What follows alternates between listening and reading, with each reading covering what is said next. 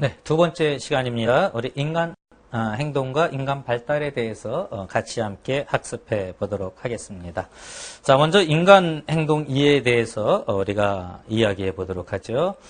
인간 행동이라는 것은 단지 어릴 적 어떤 모습이 있었느냐라는 것만 이야기해 주는 게 아니라 그 안에는 지금 일어나는 부적응적인 모습들, 이러한 것까지도 다 들어있다라고 이렇게 이해할 수가 있겠습니다. 그래서 우리가 인간 행동에 대해서 살펴보게 된다라는 것을 먼저 말씀드리고요. 자, 인간을 이해할 때 제일 처음에 우리가 이제 기본적으로 이해할 게 인간 발달에 대해서 이해를 하실 필요가 있어요. 인간 발달에 대해서 이해하시는데 인간의 어떤 심리적, 신체적, 또 사회적 이러한 것에 따라서 인간이 어떻게 발달해 나가는가, 출생에서부터 성장해 나가고 노화해 나가는 이러한 어떤 발달에 대한 것들을 이해하는 것이다라고 이렇게 우리가 이야기해 볼 수가 있겠습니다. 인간 행동 또 인간 발달을 이해할 때 전체적인 걸 이해하는 게 필요하겠죠. 그래서 유아기에서부터 청소년기 또 성인기, 노년기 이럴 그 특징마다 어떠한 특징들이 있는가.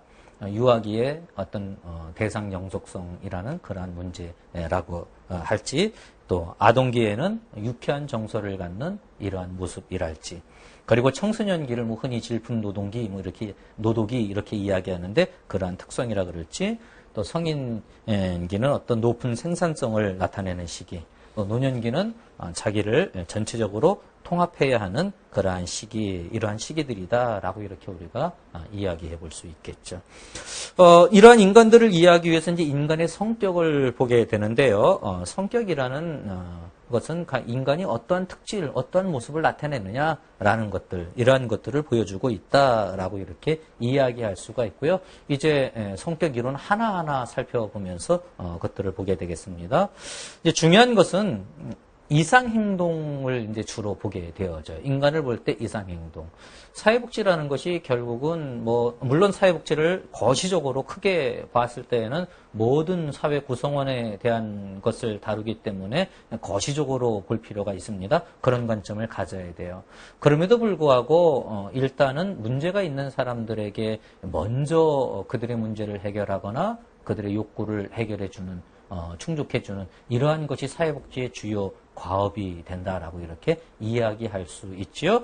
그래서 결국은 사회복지에서 우리가 인간행동을 볼 때 결국은 뭘 보게 되는가 하면은 그 사람의 행동이 이상하냐 아니냐라는 이상행동을 중심으로 해서 보게 되어진다라고 이렇게 이야기해 볼 수가 있어요.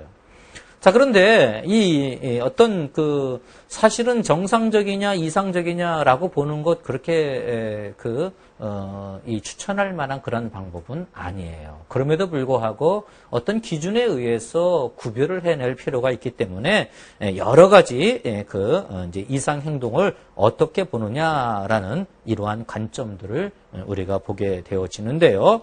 거기에서 여러 가지 그 관점들이 있습니다. 먼저 normality as health라는 그러한 부분이 있어요. 그러니까 건강을 기준으로 해서 정상적이냐라는 걸 본다라는 거예요.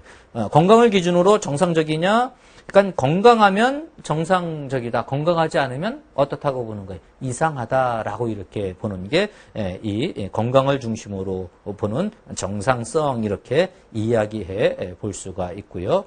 그 다음에 노멀리티 에스 유토피아라는 것. 유토피아라는 건 뭘 이야기해요? 이상사회를 유토피아라고 이렇게 이야기하죠. 그래서 이상적인 게 정상적이고 이상적이지 않으면 비정상이다라고 이렇게 구분하는 것이 이 유토피아 관점에서 정상이냐 이상이냐라는 것을 구분하는 그러한 모습이 되어진다라고 이렇게 우리가 이야기해 볼 수가 있습니다. 그런데 여러분, 현실적으로 완벽한 존재라는 게 가능한가요? 완벽한 존재라는 건 사실 가능하지가 않죠. 따라서 이게 현실에서 과연 이 유토피아를 가지고 정상이냐 비정상이냐라는 것을 구분할 수 있느냐라는 그런 문제 제기도 많이 되고 있다라는 것 여러분 한번 생각해 보실 필요가 있고요. 그 다음에 평균적인 면에서 이상과 정상을 보는 것, 이런 것이 이제 과학적인 일반화에서는 결국은 이상행동을 볼 때 주로 뭘 보는가 하면은 에버리지를 가지고 본다는 거죠. 평균적이냐, 평균적이지 않냐라는 것, 이러한 걸 기준으로 해서 이상이냐, 아니면 정상이냐라고 이렇게 보기 쉽다라는 것이죠. 그러니까 평균적인 게 정상적이다라고 이렇게 보는 거예요. 어떤 행동에 대해서 양극단으로 치우치면 그건 비정상이에요. 그런데 가운데 나타나면 그게 정상적이다라는 것이죠. 조사론 공부할 때 이제 우리가 이제 정규분포 곡선이라는 걸 공부하게 되어져요. 그러면 여기쯤에 있는 요쯤에 나타나는 사람들은 정상적인 것이지만 이 끝쪽으로 가는 사람들은 다르다라는 것이죠. 이렇게 보는 것이 이 평균적인 관점에서 이상적이냐라는 것을 구분해 보는 것이다 라고 이렇게 이야기해 볼 수가 있겠습니다. 그 다음에 이제 프로세스 면에서 노멀리티를 보는 정상을 뭘로 보는 거예요? 과정으로 본다라는 거예요. 변화의 과정이 정상적이다라고 이렇게 이야기하는 것이 있죠. 그래서 어떤 그 체계 이론에 따르면 어떤 발달 단계에서 이뤄야 할 발달 과업을 이루면 어떻게 되어진다고 봐요? 그 다음 단계로 또 정상적으로 나아간다라고 이렇게 이야기해요. 반면에 어떤 발달 단계에서 어떤 이뤄야 할 것들을, 그러니까 발달 과업을 이루지 못하면 그 다음에 정상적인 모습이 아니라 이제 이상적인 모습으로 나갈 수밖에 없다라고 이렇게 이야기하는 거죠. 그래서 그 과정 자체가, 프로세스 자체가 이제 이 정상과 그 다음에 이상을 구분하는 그런 기준이 된다라고 이야기하는 것이 바로 이 변화의 과정에 따른 정상성이라고 이렇게 이야기해 볼 수가 있고요. 대부분 또 우리 사회복지 쪽에서는 또 어느 걸 가지고 구분하기 쉬운가 하면 기능적인 면에서 구분하는 경우도 많아요. 그럼 normality as function 이렇게 이야기하죠. 기능 수행이 정상적이냐라는 거예요.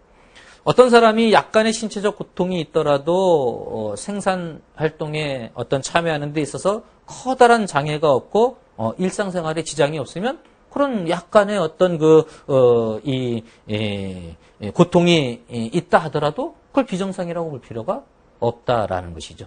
기능을 제대로 하느냐 아니면 기능을 제대로 하지 못하느냐 이걸 가지고 구분을 한다라고 이렇게 이야기해 볼 수가 있겠습니다. 그래서 인간의 성격을 볼 때 어떤 기준으로 정상과 그다음에 이상을 정상적이지 못하냐라는 걸 구분하는지 다시 한번 말씀드리지만 좋은 구분 아니에요. 아무리 사람이 어떤 기능을 제대로 발휘하지 못한다 하더라도 인간이지 그 사람을 비정상이다라고 이야기하는 건 사실 좋은 건 아니에요. 그럼에도 불구하고 이렇게 볼 수밖에 없는 이유는 무언가 개입을 통해서 더 발전시키는 이러한 모습을 가지려고 하다 보니까 이 정상과 이상을 이렇게 구분해보는 여러 가지 관점들이 있다라는 것 우리가 같이 한번 살펴보게 됩니다. 자, 그 다음에 여러분 인간 발달에서 중요한 것은 인간을 이야기할 때 개념을 여러분 정확하게 가지실 필요가 있어요. 어떤 개념을 가지실 필요가 있는가 하면 인간은 환경 속의 인간이다. 이건 아주 그냥 인간 행동과 사회 환경을 보는 이유가 뭐예요? 환경을 통해서 인간을 봐야지 인간 그 자체만 가지고 보는 게 아니라 인간은 환경 속의 인간이다. 그래서 person in environment에서 환경 속의 인간이라고 이렇게 이야기하죠. 발달에 대해서 인간 이해에 있어서 환경 속의 인간이라는 관점에서 본다라는 것. 이건 여러분 굉장히 중요한 그러한 관점이다라는 것 여러분 기억해 두시고 그 전반적인 내용들은 이렇게 보시면 되고요. 환경 속의 인간을 본다라는